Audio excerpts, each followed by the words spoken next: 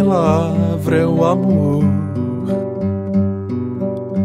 Em trigo, em verso, em dor,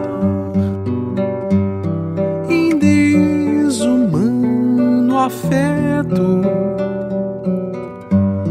na pele em poro aberto, meu coração lascivo e lunário se lança num salto ao doce presságio, lábios vertem Deus.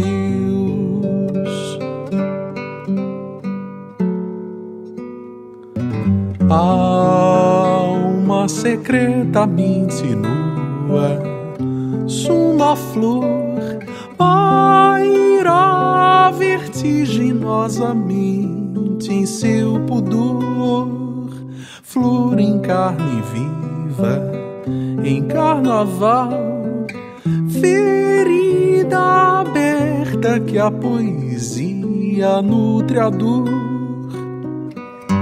um céu em furta cor, a vida em seu supor. Corre ileso à espera do primeiro sopro de amor, assim bem de leve no ouvido que pede um suspiro que entregue o que tu és, o que sou.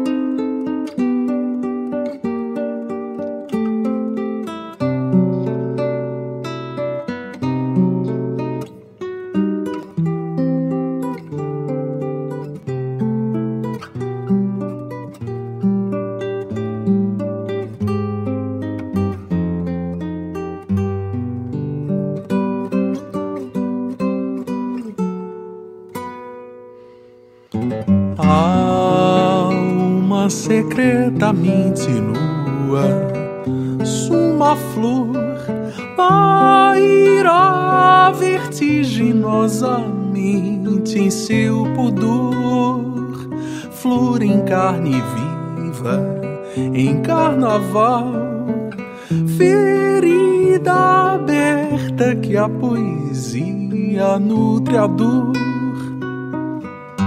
um céu em furta cor, a vida em seu supor, meu verso corre ileso